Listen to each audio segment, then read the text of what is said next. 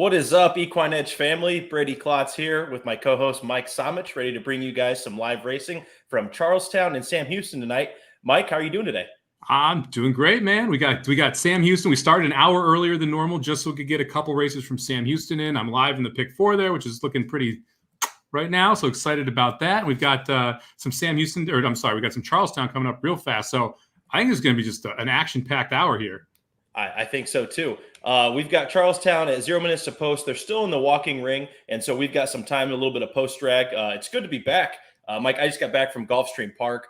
Saw a lot of the Equine Edge family down there, a lot of the DGen Nation family. So we had one hell of a weekend, that's for sure. And we learned a lot about ticket structuring over the weekend. So I like to share that when we get a little more time. Let's hop right in, though. They're circling in the walking ring. Charlestown Race 3. We got a maiden special weight for 3-year-old fillies. No winners. What do you got here, Mike? Anything stand out to you? Well, this is a tale of two separate horses, right? So the 3-horse Amy's Jubilee is clearly, it should be the favorite, right? This horse came out of a stakes race 2 back, then cuts back to the maiden special weight level. Was a $1.20 favorite last time out. Tried front wraps and blinkers for the first time, slightly improved. Now we're getting second time front wraps, second time blinkers. Has faced the best that anyone in this field has faced, but you're swelling 4 to 5 right now, so not exactly the best price ever. To me, that's the one horse you have to look at. And then the other two are the 4 Tennis Tap and the 6 I Shall Be Released, both second-time starters, both coming out of the same race. I love me some second-time out angle for logical improvement. So I think those are the other two that kind of are intriguing to me outside of that 3. Yeah, I put the 6 on top here. The second EE pick, I Shall Be Released. I like second-time starters coming back. The jockey-trainer combination is really what stood out to me here. We've got Jeff Renko and Bodacidas at 36% here on 320 mounts. So they hook up a lot and they win over 1/3 of the time. So I like that them sticking together a second time out here. I think the 6 actually gets a decent trip, though.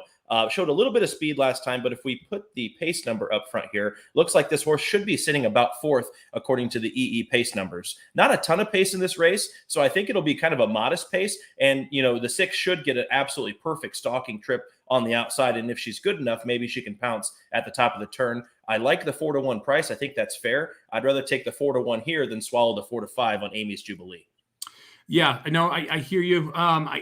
To me, the horse right to the outside might be the way to go too. Eberly, the 7. This is probably going to be your pace setter. Has 108 early time form rating. Is also the first call here from the Equinedge pace number. Kind of getting a horse that's a little bit loose on the lead at Charlestown with a bunch of horses that don't like to pass each other. Seems like it could be a little bit dangerous as well. So if the 7 get loose, I don't think 7-to-1 is a bad price at all. Absolutely, especially a second-time starter. One thing I like looking at is how many starts does a maiden have, and have they tried different things? And so it looked like there's been a couple of different track conditions for this 3 Amy's Jubilee. She started off with a big price, then she started taking a lot of money. She burnt money last time out, and she's burning a lot of money today. I'll get beat by Amy's Jubilee. I won't be pressing her, but I like a horse that maybe is figuring things out after the first start. There's so much improvement that can happen from your first ever race to now your second or even third. People say that typically the third race is the peak effort off of a layoff. And so I like you with the 7 here on the lead, and then also the 6, I Shall Be Released, stalking in maybe 3rd or 4th, and we'll see if maybe she can pass some horses this time. Yeah, and one of the things about Equinedge that I love is you just click on that lifetime tab right up there. Really fast way to figure out how many races these horses have run. And so you can kind of, like I said, I love the second off. We're both much more fans of horses that have a chance to improve versus a horse that's a career maiden that's run 12, 13 times. And so anytime I see maiden special weight or maiden claimer, one of the first things that I do is click on that lifetime tab. And I go, okay, who's the auto chuck for me? And in this case, the 1 is an auto chuck, the 8 is an auto chuck, the 9 is an auto chuck. And the 5 and the 3 are just really teetering on that auto chuck range for me, because I don't like horses that have run 5 times at the same level and not be able to get the job done. And then you look at that 3 horse, you're also swallowing a 4-to-5 price on a 9% trainer. And Ben here, again, Ben run at this level multiple times. You have the stakes race, two races back. But that doesn't explain not getting it done last time out. And that's really what concerns me more than anything with this 3 horse. Exactly. The only thing about the 3 that might be an upgrade is at least she's proven she can pass horses. If we look at the running lines here at first call, doesn't look like this horse breaks all that fast, but it keeps on running, throughout the end of the race and keeps on trying. So, maybe she just has to catch the right field. And that's what the public's thinking, is this is just the right spot for her at 4 to 5. 35% win percentage, which is about right for a 4 to 5 shot. And so that's about right in line. So I think everything kind of makes sense here. I really like that we've got 28% here on the 6. That's who I'll go with my top pick. We got thanks everyone for joining us here. Chris, what's going on, man? How you doing? Colin, what's up? Good to see you again. Joey, don't worry, we'll be getting to Sam Houston as soon as Charlestown third goes here. So we'll watch Charlestown third live and then talk Sam Houston with the late double as well as that 8th race there. Like the fact Nick's already sending it in with his tickets here, playing some nice late doubles from from Sam Houston. Samstown. Got my Vegas casinos mixed up there at the racetracks. Let me know what you guys got. Throw out those tickets whenever you have them. We'll make sure we all try to root them home here. What's going on? Naomi, how's it going? Joe, good to see you again. Good to see everybody in the chat. It's nice to be back, man. Yeah, it is. I got a little tan, so I'm tired as heck. I got off the jet on Tuesday morning, went right to work, haven't stopped working until I handicapped today. And so it's good to be back, but I'd rather be at Gulfstream, man. I spent 3 days at Gulfstream, Friday, Saturday, Sunday, and we hit positive tickets each day, which was awesome. We hit a huge pick 4 that I can't really call it a group pick 4. One of our buddies in the suite, he played an all single pick 4. Which is an interesting ticket structure, and we're going to go through that later on in the show. But we got to the last leg, and Equine Edge had his single at 24% on a 15-1 morning line. So me and Sweezy made him an offer of $500 for the ticket, and he's like, "Oh, I'll sell you half." So we split it 4 ways. It worked out because the horse skipped gate to wire. And yeah, that was an easy. You knew too when you saw the betting action on that horse. Yeah. 15-1 morning, it opened like 5-1, and just kept getting bet down and down. And then the 6 horse Scratches, who was the only other speed in that spot. And Paco doesn't send from the 2 hole, and it's like, oh, this 5 is he's going to be tough, man. Oh, absolutely. It was crazy. We didn't even have to sweat it. I mean, you know how I cheer for races, and there's a video. Aaron Greider took a video of us, and I started cheering maybe, I don't know, at the quarter pole. I mean, there was still a lot of race left, though. I will say I have a good knack of figuring out when we're home. Even domestic spending last year in the Hollywood Derby, he still had to pass 7 horses. I was cheering on like he were already in the winner's circle, and he only ended up winning by like that much. But, I guess it's just something I've been gifted with. You could be gifted with worse things. Just take that there. All right, I'm on the 7 here, getting 6-1 right now. Brady, you're going with the 6? I'm going with the 6. I think the 6, if she's good enough, she could pass mid-stretch. But beware of speed at Charlestown. The 4 or 5 weeks that we've been doing the show, speed has been absolutely king. I don't know that I've seen a horse come off more than maybe 2 or 3 lengths of the pace and win in any of these races. So I'm hoping the 6 can stay close. It's going to be all about this break, man. It's been interesting watching. I hadn't played Charlestown a ton until we started doing it. And I actually like playing the ice cold exactas here. I think you can get some decent winners on top, some ice cold exactas. And in this case, I like the price on the 7. But this is one of those spots where you can definitely hammer the right horses. Yeah, no, absolutely. We'll get this race off, and then we'll head over to Sam Houston. I really appreciate the track spacing out their post times tonight. We've got 10 minutes in between Charlestown and Sam Houston. Thank you, tracks, for not running on top of each other. We really appreciate that as handicappers. Yeah, Charlestown killing it with the post drag to help us out. I think this was supposed to go off like 6 minutes ago. All right, looks like they're all in the gate now. Get the volume going for us here. Ooh. Tennis tap hopped in the air at the start. 7 kind of broke out a little bit, but recovered. Took the 8 out of the race a little bit. See if we can clear. If we're going to have to. Looks like he's not asking him to clear. All right, so it's a different trip. Where's the 3 horse? 3 wide? Right in the middle? Yeah. Like the trip that the 6 getting. The 6 is right in the pocket there. Yep. Be interesting to see if the 3 can get it done from there, because that is definitely not the spot the 3 wants to be. That's not where the 4 wants to be back there either, sitting in last. All right, looks like Greg has the 6. Let's go 6.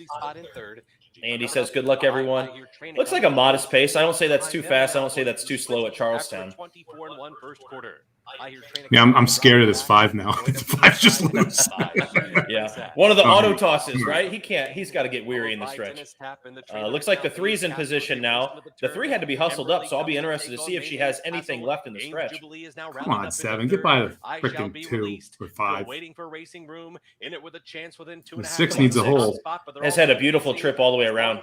Yeah. Saved all the ground. She just has to have something. In a 2-wide Emberly. All right, come on, 7. Get home. Jubilee over the top, up to challenge and take the lead. Here comes the 3. Jubilee takes Chalk. over from Emberly. Looks like we're going to run second and third, Mike. Oh, now Yeah, my here 6 comes- changes leads. Come on, 6. Get him up there. Run out of time. Gosh, you couldn't have asked for a perfect trip. Well, So, she found the At right least field. it's the favorite over the 3 horses we mentioned. So maybe we should have just been playing the super there, because it's the horses that we said, the ones you don't auto chuck, the second time starters run second, third, and fourth behind your 3 to 5 favorite here. Yeah. And that 3 was much the best. I mean, the 3 kind of got shuffled back going into the first turn, was in the 4 path, in between horses, which is never a comfortable position. And I'll tell you what, if I would have bet the 6, I couldn't be mad. I got a beautiful trip. My horse just wasn't good enough. And sometimes that just happens at this level. Honestly, I loved our horses after the first turn. When that 3 horse was kind of running up on heels, forced 3 to 4 wide, like you said, between horses, I'm like, all right, that's how you beat a short price favorite at some of these tracks. They don't get the right trip and they don't love the pass horses. But man, he did much the best there from the 3. Absolutely. I would maybe put like a trip note on your 7 there, because the 7 broke bad, kind of bobbled at the start and went wide and didn't go gunning for the lead. That could have changed if a clean break for her, maybe getting to the front and getting in front of the 5. Maybe the 7's just a horse that can't pass horses. And then my 6 next time out, I think might be a little bit lower of a price than that 5 to 1 that we got tonight. Yeah, that'd be good chalk next time. Yeah, we'll see. But there you have it, 3, 6, 7 from Charlestown. And we'll head over to Sam Houston now. We've got 6 minutes to post. Let me get this up here. Race number 8. We've got 3-year-olds. We're going 5.5 on the dirt. It's nice to have Sam Houston. I really like this track. I know you like this track, Mike. You've had a lot of success there in tournaments or just scooping pools. I scooped the pick 6 once last year. I split the pick 5 4 ways once last year, and then I scooped the pick 5 once last year. So I'm a big Sam Houston fan. I like this track. Nice. Well, let's see if we can scoop something here in race 8. 6 minutes to post here. It looks like we've got a little bit of a pace advantage, but as we see these asterisks on the pace number, the 2 and the 1 seem like need the lead types. So 95 is a pretty hot number on our pace figures, at least. I didn't take a look at time form or compare them before this, but then we have an Asmussen horse, the 1 Royal Tap, that's an 8 to 1 morning line, getting a lot of the public backing here down to 3 to 1. You get Elliott and Asmussen, who team up all the time and win about 1/4 of their mounts. This is interesting that he may not go off favored. I know it's a dynamic duel down there at Sam Houston, but looks like a pretty good race. Thank God we're not going to have a 3 to 5 shot this time. Yeah, I mean, this is a good betting race in my mind. The pace is definitely one of those that makes you scratch your head. We talked last time we did the show here about what those asterisks mean, and that means that the horse necessarily needs the lead. You got 4 horses that need the lead in here, and 2 80+ early numbers from the Equinedge perspective. You got to expect that they're going to be on their giddy up here early, and that's definitely a disadvantage for Royal Tap. You mentioned 8 to 1 on the morning line, bet down to 5 to 2. I'm pretty surprised this horse got bet down that heavily. I had this horse in 4th place on my original grid that I kind of put together. I don't really want any bid of this horse at 5 to 2. At 8 to 1, I thought it was a little bit interesting, but I agree with Equinedge here. I think the 2 is faster, and I think the 1 is a need the lead type, and it's not. We are definitely dropping in class with the 1 coming out of $50,000 or $34,000 non-winner 2 allowance, but the horse needs the lead, and that's a problem when you have a couple other horses that are just as fast as this horse here early. So I definitely feel like taking a stand against the 1 is a good idea. The 4 horse is also a horse that doesn't like to pass horses and is dropping in class, but probably can't make the lead against this group. So again, you have this problem where you have horses that are taking money that are trying to find a way to get to the lead, and I'm just not sure they can. Yeah, no, and I agree. The Asmussen horse has taken a lot more money than what I thought. I think it's just the public betting the Ass Man. I mean, they think he should be the favorite. You usually see these 6 to 5, 5 to 2 morning lines on Steve horses. So I think this horse is getting overplayed. I'm not saying the horse isn't going to win or isn't going to improve, but typically the horse didn't get a whole lot of respect. And if you look at his past performances, there isn't a whole lot there to show me that this horse is even a runner. And when I look at the last two efforts, it's like the horse quit. Two path and faded, stopped at the turn. I mean, I don't care who you're facing. If you're going against the lowest of lows or grade 1 winners, if you're not finishing the race, I don't know what to tell you. 5.5 furlongs is not that far of a race either. So I have some major concerns. I would not be backing this one at 2-1. That's for sure. No, I think, yeah. I like the 5 on top, timed event here. And we talked about how when you see all those addresses, sometimes the best possible horse is the fastest one without them, because it's the horse that doesn't need the lead that's going to get that pace set up. And in this case, you've got one of the top trainers at Sam Houston, J.R. Caldwell, who gets Luzzy aboard off the layoff. And if you look at what they did with this horse, breaks its maiden first time out, comes back on $100,000 stakes race. So definitely tried to take a big time step forward in that second race out. Now we're in a more realistic spot here, more realistic level. If this horse is able to show the ability to stalk, which I'm hoping we can here with a top jockey and with one of the top trainers, 5-1 seems like a crazy price on this horse right now. Yeah, if you look at the race that he's coming out of, a 62 SOR, and he's now facing a 50 group or a 54 group, where he won at a 50 group. So that looks good from a class perspective. It shows you they had a lot of high hopes, going to the Texas Futurity. And so after the maiden score, now we're like, okay, let's come back to the claiming level. Let's get a win. And so that's always a good thing to see. Not to mention he's got a nice GSR as well, which almost tops the field at 70. I like the 2 on top here, Mike. I'm kind of going with the opposite I had in the last race. I'm going with the speed horse here. I think that there's going to be a little bit of a pace advantage. I think this 2 is going to absolutely gun it to the front. And when we're talking about the claiming level, you hear the term stumble bunnies coming home quite a bit. And I want a horse that doesn't have to pass anybody. As long as this horse breaks, it's the EE long shot pick. We've got a 95 in the pace number. I think we're getting a fair number at 6-1. It's the exact morning line, and it's the EE morning line. So everything's kind of matching up on that end. It's a class hike, though. That's the only concern that I have for the 2 is, okay, we've kind of beat up on some lesser, but, it goes a long way if a horse can show that they can at least win and pass horses and cross the line first, rather than a horse that has had, 15 tries and is 1 for 15. Yep. No, I definitely agree. And a lot of times when I look at this type of group, I also look where they broke their maiden, at what level. The 2 horse was able to, or broke its maiden at maiden 25, which is one of the kind of medium levels here, but was able to really draw away while doing it. The 7 horse is one I think is interesting as well. This is the Danny Pish barn. You got Sorensen up. You look at the race 3 back where it broke its maiden in the maiden special weight $40,000 level, was able to get the job done from off the pace. I think you're going to get a similar trip here where the 7 will sit outside, be able to make a run. So I think that horse at 9-1 is a little interesting, especially since it's going to be the first time we're in for a tag. So you'll see maiden special weight, stakes race, allowance race. Now we're dropping down for that $25,000 non-winners at 2 claiming level. So this is by far the easiest field that the 7's going to take on at this point. And 7-1 or 9-1, I think is pretty good. I'm alive to the 5, 6, 7 here, so I will be rooting those 3 on here to continue my my pick 4. Let's go. I always love a ticket to root for. If you guys have live tickets, post them in the chat. We can't pound them, so don't worry. They're already live in a multi-race wagers, so don't have to worry about that. Don't have to hide your bets, guys. Let's see what you got so we can see what we have to root home.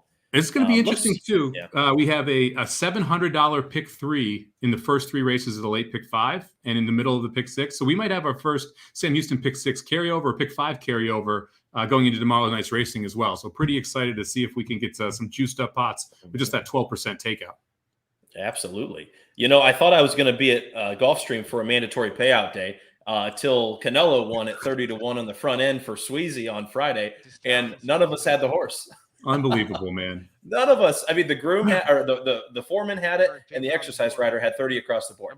But other than that, nobody had the horse. Real quick, late double. Anybody wants it? I like the 3 in the last race. So I would play 5, 6, 7 with 3, and then I would press the 5, 7 with 3.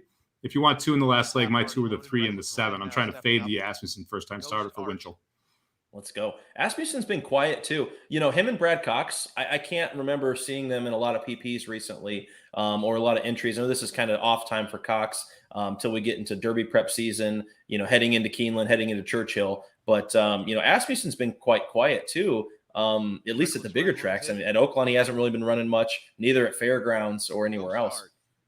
I'm sure he'll get it going soon. I think he's like 1 for 13 at Aqueduct right now for the meet. So he's not, doesn't have a big string up there either. Not as bad as the 1 for 70 that Santana was at Keeneland. That was brutal, man. How cool was that Santana beat Nashville in that race at Oaklawn. He took the other mount, and now Santana's like, take that, Steve. Yeah, gotcha, buddy. Exactly. It'll be interesting to see Rosario and Santana, or Rosario and Asmussen, who are now going to try and take over that Oaklawn meet. Yeah, I would bet my money on that. Glad to see Rosario back. He's in entries for this weekend. Yeah, you lost your boy Irad, but you get Rosario back, so you know. Yeah, give and take. I'm going to change my license plate. I heard Irad wasn't a fracture. He got a second opinion from a doctor yesterday, and it's not a fracture now. So maybe he's hopeful for the Pegasus. We'll see. What do you do if you're Todd Pletcher? Do you get Luis Saez to ride Life is Good right now, or do you wait and see? I don't know. I mean, my guess is you get a contingency plan and you go from there. All right, we got Brady on the 2-horse here. I am rooting for the 5 or the 7, and the 1-horse is going to bust out of the gate quickly there. And the 2 didn't go with him. That's kind of a bummer. Somebody knew something. Here goes the 5 at least. So we got someone pressing the 1, which is important. We didn't want him loose out there by himself. See, maybe this 2 can sneak up the inside, but you're using a lot of horse when you break dead last, and you should be on the lead. Yeah, it's So going to looks make like the 2's going to go get it. The 1 is somehow broke on top and in the 3 path. They are flying up front too. Yeah, looks like this one's pretty comfortable though. And it's hard with a little bit of the skipping in the feed right now, but not much change in the race since the start, since the 2 rushed up. The 1 looks pretty far clear. We have to see how much he's got down the lane here. The 6 and the 7. Yeah, remember he quits. The 1 quits. Come on, 5. He's getting tired. Oh my gosh, the 2's coming too. Had the 2 just broken good. Grind him down. The 1's going to quit. It's 2 and 5 now. Yes, he quit again. He's a stumble bunny. Come on, 2. Nose down. Oh, nice. Moving on. There we go. You're live. 5-2. We ran 1-2 again. Yeah. And we beat a favorite. So there we go. That's just that's a classic prime example of looking at the PPs and seeing this horse, no matter how far he's going, no matter who he's facing, he doesn't finish. He just doesn't do it. And that's why it's a $100,000 allowance, $100,000 stakes race, $34,000 allowance. He quit in every one of those. So you're a little concerned he's not going to quit here. I am happy that your 2 really rushed up there. I think that probably got enough out of that 1 horse for him to give it up late there. I think it softened him up just enough. So good call there on the 5. Did you have the 5 in the pick 4, you said? I'm live to $1.50 to the 3 and the 7 in the last. All right. Let's go. I'll root that on now. Hopefully you guys in the chat had that as well. There you go, Nick. That was a great call. Just they were patient. They just kind of grinded that 1 down. Look at how weary and how short the stride is on this 1. At least the last 1/8 of a mile. I think the plan was from the beginning was just go, go, go. They got a lucky break that the 2 didn't break. I was really impressed that the 2 got up for second, actually, and even continued for the win. So hopefully the 2 breaks a little bit better next time, but that was the 5's race, and Mike's alive in the pick 4. That was a heck of a run by your 2 there. I definitely want to give you credit for calling that 2 out there. Hopefully some people played the 5-2 exacta since we got that puppy going there.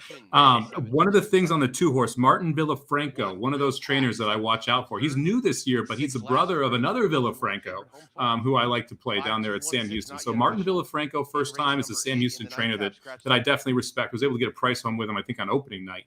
It was, I think, 17-1, 16-1, and 11 horse. So he's had a decent start to the Sam Houston meet. He's one I'm definitely keeping an eye on. No, absolutely. Good info there, Mike. I've been seeing a lot of new trainers this year. Some trainers are taking a back seat to training, and some are up and comers. Some assistant trainers are leaving, now becoming new trainers. And so at the turn of the year, we kind of see these people that have 0%. Do your homework, do your research, look at who they worked for. Maybe they'll give you a little bit of insight on how they train and what to expect from their horses first time out compared to who they learned the game from. I love this too. Vinny, 2 for 2 on the tries. We got Larry with the exacta. Let's go. Let's get some numbers. Right, here we go. Hey, we're getting some momentum finally. It's not a chalk night. That's good.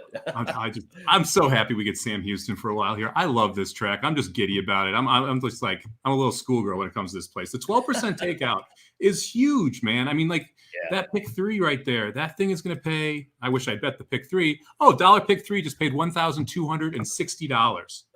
Boom. What? That was 11-1, 9-1, 5-1. It shouldn't pay that much. But this takeout and dollar denomination make these pick 3s huge. And I'm an idiot for not betting the pick 3, by the way. I'm kind of pissed at myself. There was your hedge. Yeah. I talked to a lot of horsemen last weekend, and, they're kind of asking me, hey, what do you think we could do to improve the game or, increase handle? That was the main question. How can we increase handle? Because, with the Gulfstream, with their Tapeta course, they're not getting as much betting. If you look at the pools in the turf course, it's not what it was last year because I think people are still trying to figure out the Tapeta and maybe they're not putting as much money down. And I said, simple, decrease takeout. Look at what Sam Houston does. I mean, look at these pools for a small track. If you decrease takeout, you're going to increase handle. It's kind of like lowering taxes. This is incredible. So 2 years ago, Magic Mike Show did a pick 4 at Sam Houston, and it was on their biggest night of the year. Okay.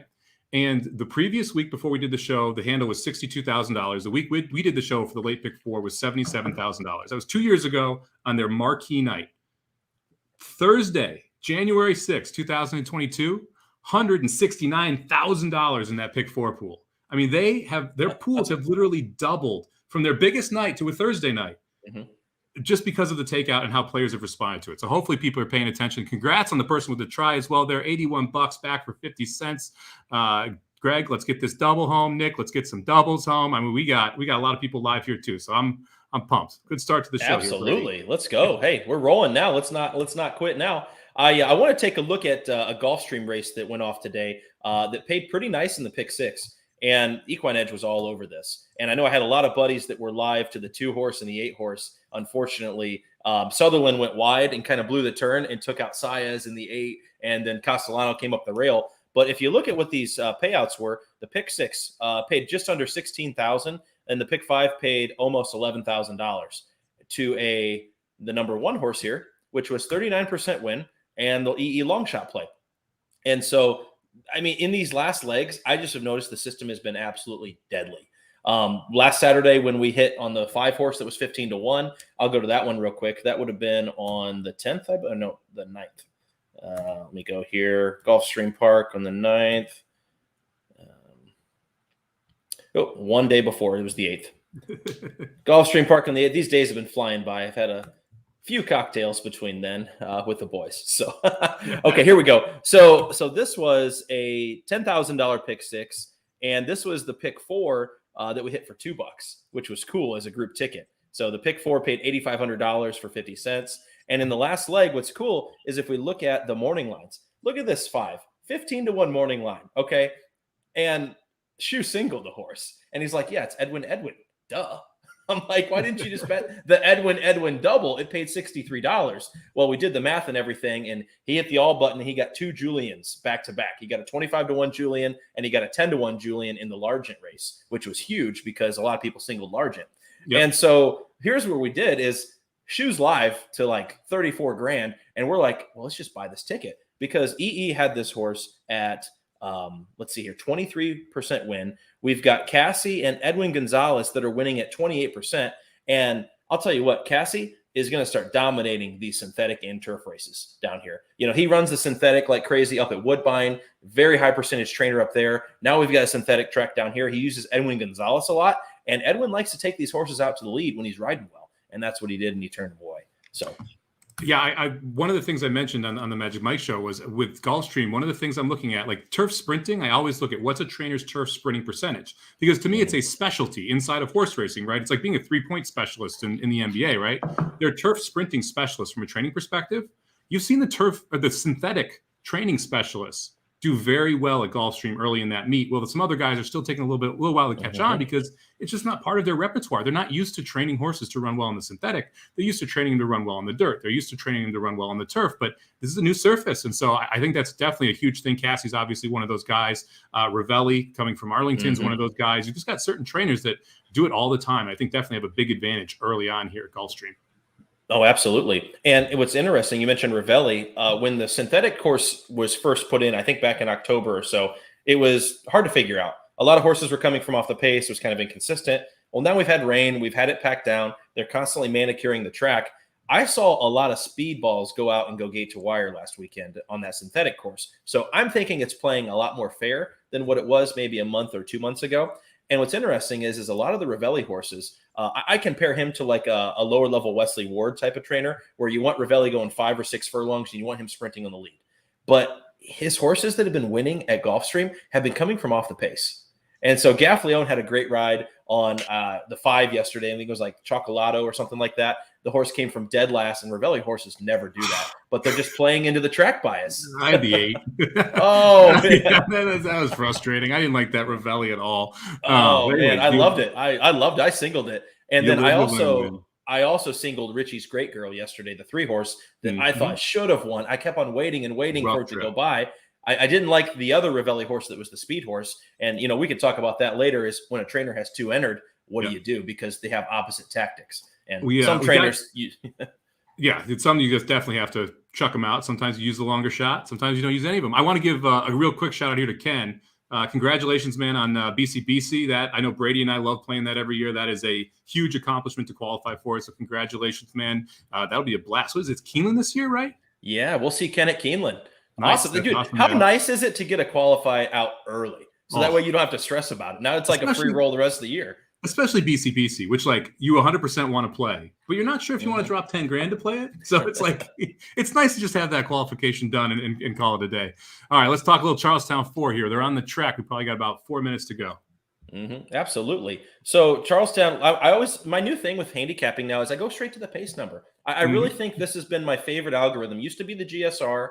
It's been each algorithm, and it kind of changes depending on how I'm feeling sometimes. But for me, pace makes the race. Everybody's been saying that ever since I was been in horse racing. And so this helps me really visualize where these horses are going to be at certain parts of the race. And I got to look at this one. 99 on the pace figure here has taken a lot of money, and has burned a lot of money, which, is a little bit concerning, but we are dropping a little bit here. And I'm just going to see if there's anybody else that's going to go with him. There's a few need the lead types, but could this just be the speed of the speed? And the 4.5 furlongs really does it for me. I think of Keeneland when they have that short track configuration for 2-year-olds. It's a quarter horse race. They do this race at Los Alamitos from 4.5 furlongs. And so pretty much if you break from the gate, you're gone. You don't often see horses come from off the pace very much when this configuration is up. And so I think you got to give the 1 a great shot because it is Charlestown. He is going to be loose in the lead. The 7 horse was interesting as well. I don't know if I really wanted to play him as the favorite. This is the top EE pick, 9-5. So, she's really getting bet. I don't know. It almost looked like a speed and fade type to me, this 7 here. Did you have an opinion on this? 7's interesting. 7's coming in from Woodbine, run the last 2 times. There's actually first U.S. start, ran every start in Canada. Amazing, really impressive actually last time. Was first at 4th call and finished 14th in the race. That's really hitting the wall when you go from first to last in 1 call. Especially at this level, 54 SOR. So it's one of those where you got to be a little concerned about the pace. First time on a bull ring is something that also concerns me a lot of times with these horses. But Christopher Keller, 18% overall trainer, 33%, 3 for 9, first time in the barn. And the 7 and the 1 are the 2 burners to me. They will absolutely be out there flying. I'm not going to bet a lot on this race because I don't love playing closers, and I feel like you almost have to play a closer. If you go back to that original EE screen that you were looking at, we've talked about this quite a bit. When you just have all of those freaking asterisks, and then you have the 2 horses that are the fastest that both, I think, probably need the lead, and they're up there too. To me, I would almost scroll down one more time. Give me one more click down there because you're missing 1 horse who I think I'm going to end up riding here.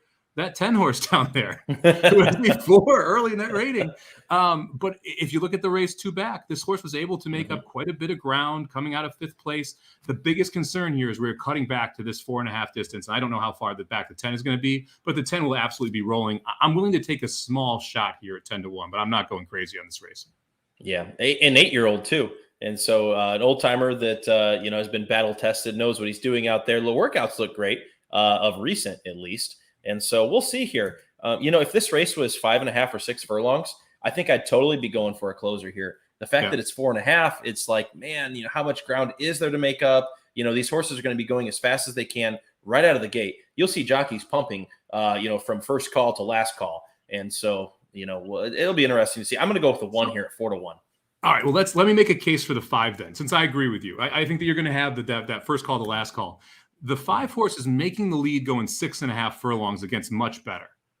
Why can't we make the lead going forward? So this is $5,000 claimers, right? Non-winners of 1. This horse is coming out of $25,000 allowance, optional claimers, $15,000 optional claimer allowances, and making the lead in those spots. Look at that race 2 back. First by 3 lengths in that first call going 6.5 furlongs. So the horse has enough early turn of foot. that maybe this is one of those that's going to be loose or close to the front end, maybe pressing for the lead. And because we're going longer, have a little bit of more stamina, and we're facing significantly worse here. So maybe that makes the difference. And you're getting 13-1 right now live off a 5-1 morning line. You're getting some value here on the 5 as well. I mean, this is, again, like I said, I don't have a big opinion here. So I'm going to take smaller swings if I'm playing this race. And to me, that means I'm looking for a horse 10+1. 5 and the 10 were kind of the two that caught my eye because of class drops and because of the ability to come from off the pace. Are you saying I should call Sweezy right now and claim this horse? Or we're claiming one. We're claiming one in the next 3 weeks. I know that. Claim the 7 then. The 7's coming out of Woodbine races, right? So you got that synth angle. You can set it down to Gulfstream with Sweezy. There we go. Maybe run on Pegasus. Can we wheel back? How many days till Pegasus? About 15 or so? At this level, yeah, you can wheel back in 15 days. I saw some horses wheeled back at Gulfstream this weekend that probably shouldn't have been. But hey, that's another story for a different day. Jeff locking it in here, going 1-7 over the 5-10. I like that. Let's see if we get one of the speed balls home and one of these big prices underneath. That works out. All right, there we go. Who's been hot with the trifectas? Was that Jeff or was that who was it here? I'm looking back through and Vinny's the try guy.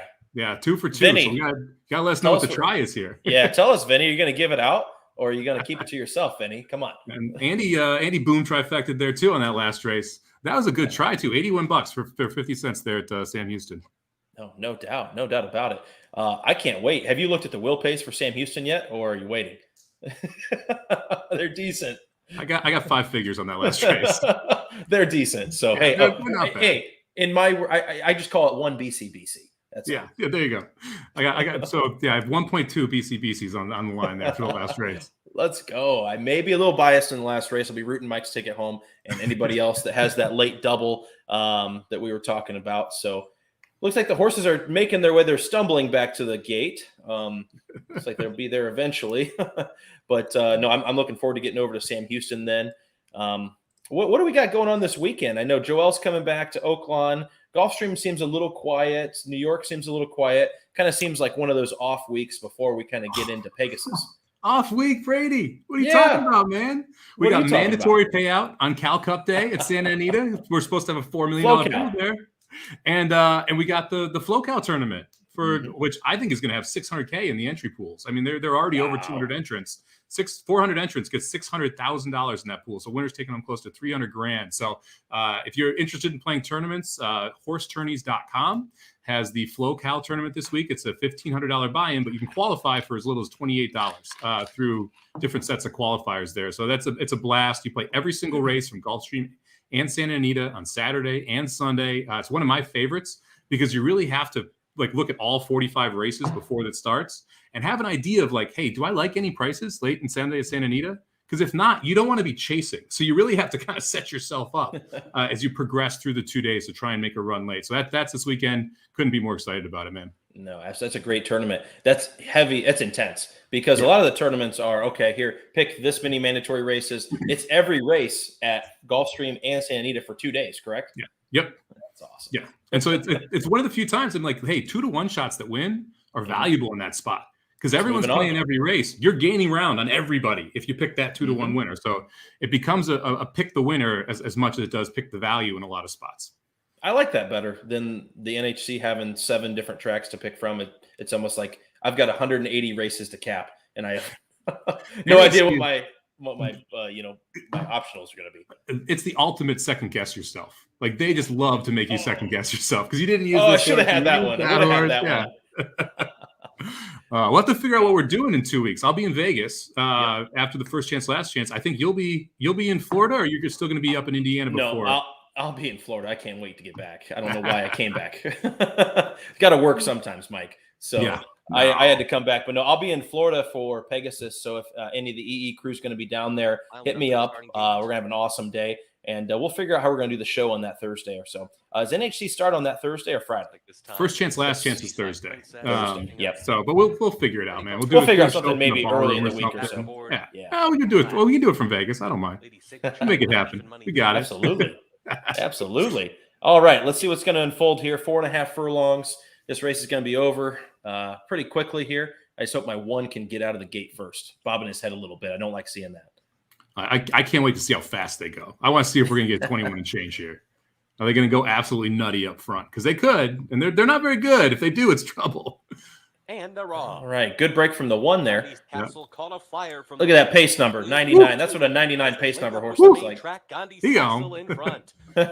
City on the 5-2. Okay, you got bet down a little bit. Rushed up in between runners to claim that second There's spot. that 7 horse sitting second, and we got our price in the 5 right there on the rail in third at 21-1. Dealer's Girl is fifth. Then comes Cadillac back in sixth. The 10 is sitting 7th in the purple on the outside, so see if he's going to be able to close some ground. The trailer is Mayside Princess as they make the bend. Gandhi's Castle cuts the corner after a 22-second flat. They're going. 22. Lady Signature has Can the one sustain? Nobody's going to be running from the back. These races, man. Ran them off their feet here. Come on, open up one. Still in front. Get him home. Get home for Brady here. Come on. Down the center, Come on. Lady Signature trying to get Oh, to the her. four's making a run too. Wear her down. Oh, she wore down. With Dealer's Girl closing in two. Lady There's the Signature Woodbine horse. to the front. Up Yep. one at 5. Did you claim it? No, we didn't want to claim it because I want Come on. to rerun it back at the same level. I will put Paco on him. Yeah, there you go. Get the even money favorite home there. That's just a race. I don't love those races, man. When it's just, ugh. Look how tired the horse is. See, I think that's a sign of a great ride is that the jockey asked him right at the right time. I mean, look, he is tired. Yeah. Wow. I mean, he's like, give me some water. But he asked right at the right time, not too early, not too late, and gave the best effort to get up at the line, and then the horse was done.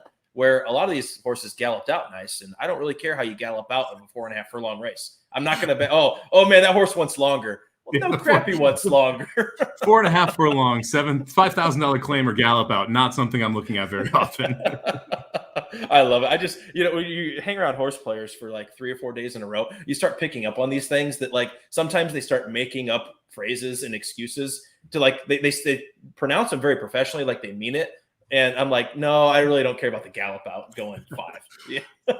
So I just looked at the PPs, right? That's the first time since August 30th, 2019, the 7 horses passed a horse in a race. So I would say that it's pretty surprising that the 7 was able to get by the 1 there, since he hasn't done it in almost a year and 3 months now. Well, let's look at her last start on dirt. She won.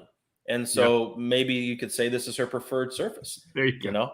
I love the Monday morning handicapping. It's like after the race is over. Oh yeah, well this is definitely the preferred surface for this horse. Clearly, how could you be so stupid, right? Why would you run this horse on synthetic? It's even more funny when owners get mad at trainers and like try to tell them how to do their job. It's like, okay, know your place. Like, no, do you want to train the horse? Because go ahead, you got the keys to the ignition. All right, we'll head over. We got 5 minutes to Sam Houston, about 15 minutes left in the show. Anything you wanted to talk about for the weekend before we get over to Sam Houston, or you want to just dive right into it? Let's dive into Sam Houston, and then we should have like 5 minutes afterward. If anyone wants to ask questions, happy to answer any of those around Equinedge, handicapping, anything like that. And then, we can talk a little bit about the weekend. I don't know if you've looked at Santa Anita. That card is it's loaded, man. It's a tough card. Those last 5 races, that pick 6 is gonna pay out pretty well. Yeah, man. Let's just hope it doesn't pay out on Friday. Yeah. Always play the day before the mandatory payout. We were having lunch with a guy, and he told us, hey, beware of them hitting the jackpot on the day before. And lo and behold, it happened right in front of our eyes. And it wasn't that hard to get to if you had the Sweezy horse in the last. Calibrate is what knocked me out. I didn't have Calibrate, the moose horse that Safi Joseph trained. I had 8. Irad was supposed to ride, but he got hurt in like the race prior. So they had to put Paco up, and then I had that Musa to back that always loses for me for Pletcher. Don't know why I keep on backing that horse. That's my new raging bull, apparently.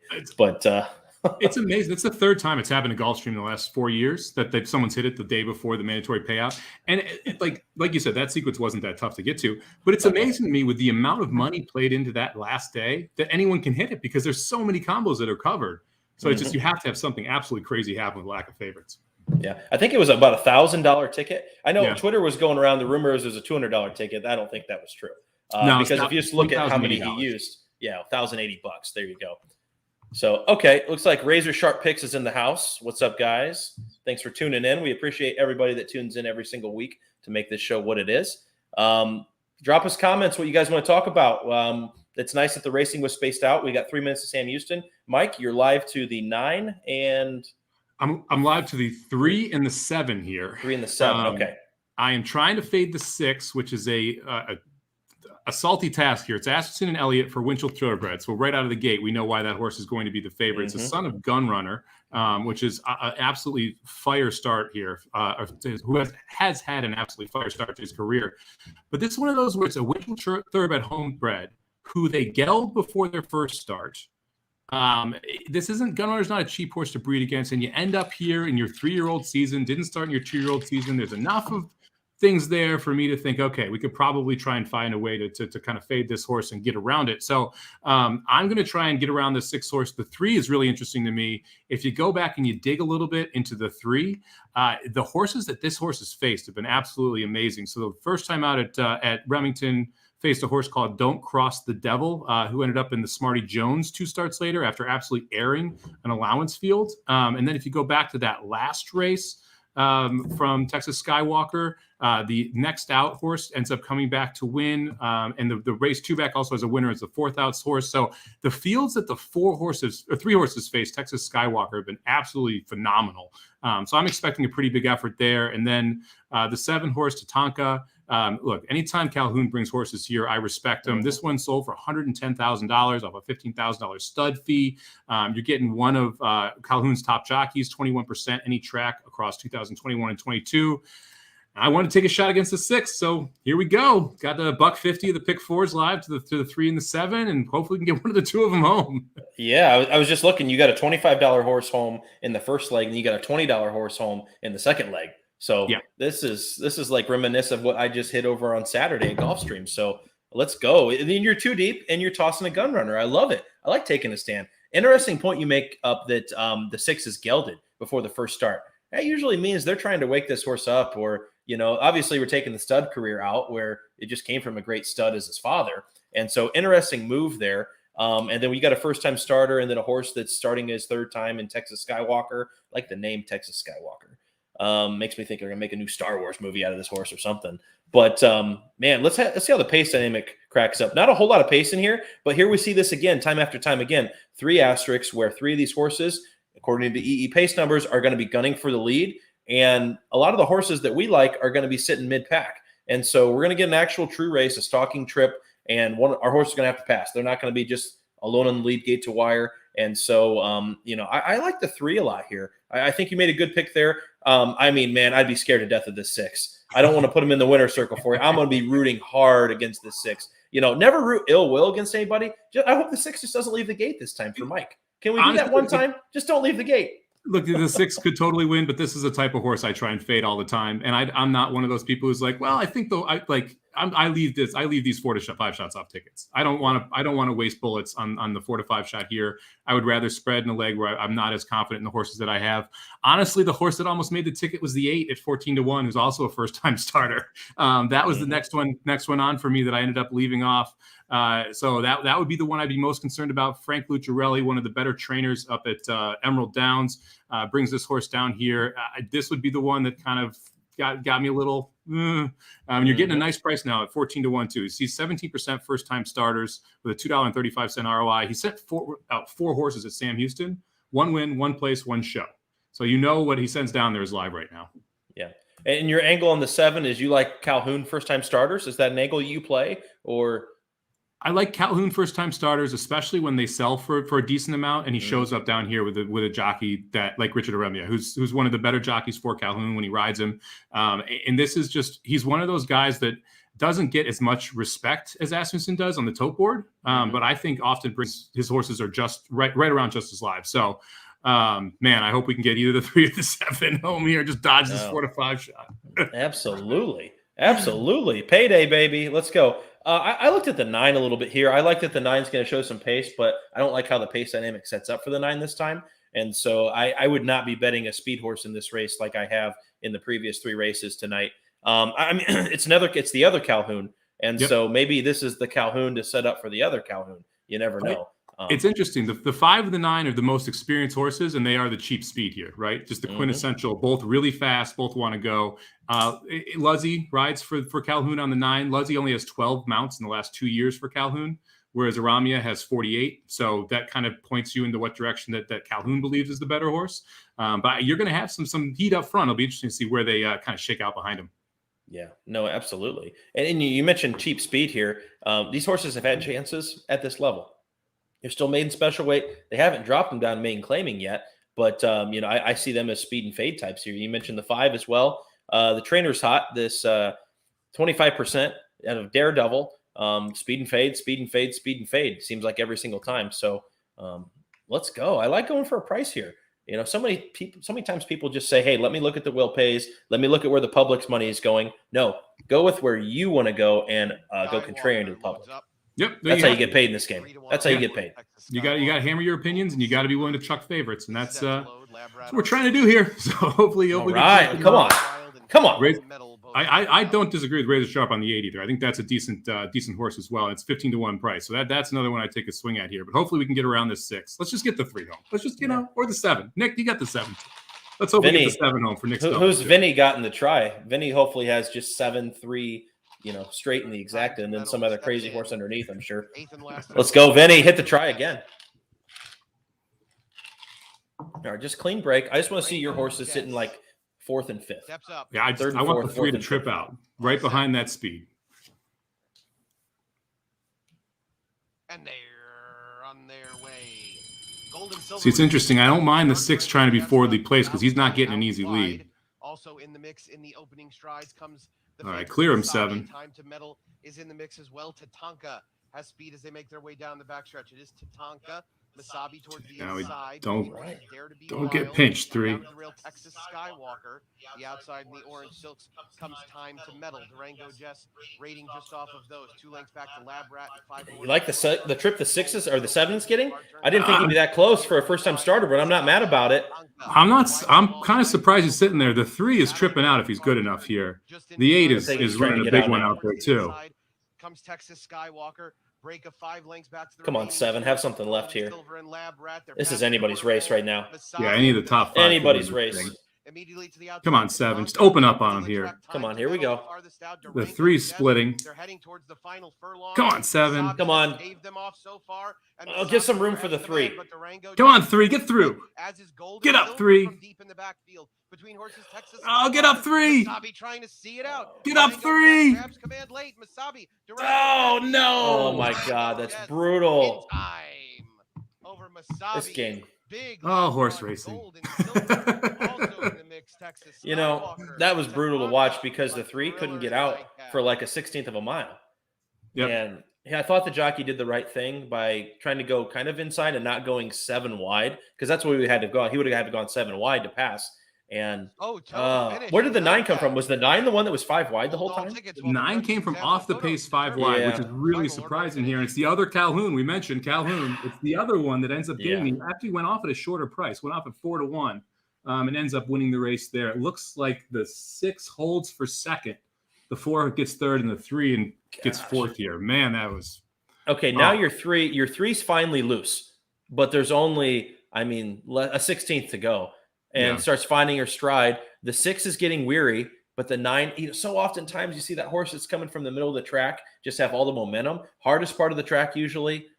Gosh, the 3 was right there. Yep. Oh, well, what can you do? But that's why I love Sam Houston. You can string these together and get monster payouts there. Joe, nice work on the daily double. Andy, I like the boom. Mm-hmm. Awesome there. Oh, horse racing, so true, isn't it? But don't worry, there's another pick 4 pool starting at Charlestown in like 20 minutes. Well, that race was clearly rigged, right? No. Oh, God. Oh, man, I'm quitting horse racing for like 5 minutes. I'll be back. It's a little frustrating that it was the 9 that gets the job done because it's the Calhoun angle, and I only use one of the 2. It's just like maybe I should the 9 there. Calhoun. It was in a pace duel. That's the thing is the 9 didn't actually go. And so the 9, maybe that was a jockey thing to say, hey, look, I know that there's going to be 3 horses that are going to go. And once the 7 went with the 6, maybe the jockey on the 9 just said, hey, I'm just going to sit. I'm going to make 1 run on the outside. Maybe that was a jockey tactic thing. And so that's the one thing we can't read. Yep. Yeah. And one of the things that when you look at the 9, if you look at his previous races, the last 2 he's coming out of mile starts. And that's one of those things where when you have horses that are coming out of a mile and showing speed, they have a little more stamina generally, especially if they hang on longer. And in this case, it looked like that 9 was able to just kind of have a little bit more left than anyone else in this race when they came down to the wire. Yep. Looks like 9 was top GSR, top pick. But we try to fade the horses that are taking money. That's the name of the game. So congrats to anybody that had the 9 there, guys. Looks like Joe maybe had the 9 and a few others. Nick looks like the 9. So sorry, Mike. Hey, it happens. You'll be back. You'll be back. I have no doubt in that, man. I'll be back tomorrow. It's all good. It was a $36 ticket for 50 cents too. It's pissing me. I want to finish that up. But the nice part is got to be a pick 6 carryover. So I'm guessing we're going to have some nice pools coming in tomorrow because I highly doubt anyone got to the pick 6 considering what the pick 5 was paying to that 9 there. Yep. No doubt about it. So, well, there you have it from Sam Houston. They're wrapping up their card. That's why we started an hour early tonight. I don't know what we're going to do going forward. If we're going to start at 8 or start at 9, we'll just kind of play it by ear with you guys. We'll send out the tweet and let you guys know when we're going to go live officially and go from there. Mike, did you want to cover anything else this weekend before we sign off? Or no, I mean, the big things I'd say keep an eye out for here is, this weekend we're obviously going to have a monster day from Santa Anita over the weekend. So if that is a mandatory payout, that's a great pool to be playing there. And then, the FloCal, if you got a chance, definitely try and qualify for FloCal. It's a lot of fun to get in there. You've got a couple of super qualifiers in the next couple of days. So I think it's a great thing to get involved with if you haven't gotten involved in tournaments before. Yep. Go to horseplayers.com, go to horsetourneys.com. You don't have to spend a whole lot to get in. Like Mike said, some of the qualifiers are probably like $25 to $30 or $50, $100. I know Shoe qualified with a $118 entry. So that gives you a $1,500 entry. Can't beat that. It's like hitting a 15 to 1 shot. And it's a 2-day tournament. All the best horse players are going to be playing in it. With $2 win place. So it's a little bit different than the live money contest. Good to switch it up a little bit. Get you ready for NHC. I'm telling everybody that's playing in NHC, this is your practice round. So gotta get loose, man. Gotta get loose. Yeah, absolutely. So good luck. I know Kevin's right. This hour does go by really fast. We got 4 live races in and talked a little Gulfstream too. So tweet at us, send us DMs, put us in the chat of what you guys want to talk about next week. Oh, Ken won his BCBC entry for $56. How about that return? Oh man. Ken, you got to treat the BCBC like it's a free roll, man. Click on that exotics payout real quick for me. Absolutely. I want to see what did the pick 6 carry?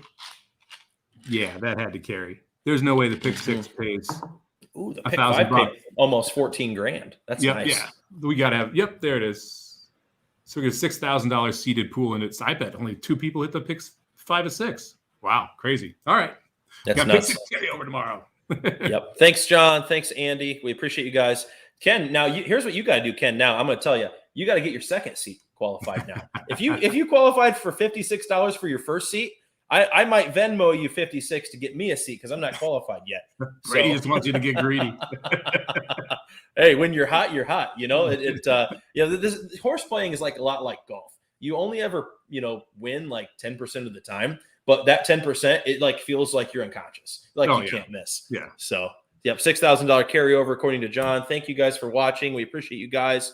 Like us on Equine Edge on Facebook. Give us a shout out on Twitter. We'll see you guys next week. We'll probably be doing Sam Houston and Charlestown again. So good luck to you guys if you're playing the good chalk or fading the bad chalk. We'll see you next week.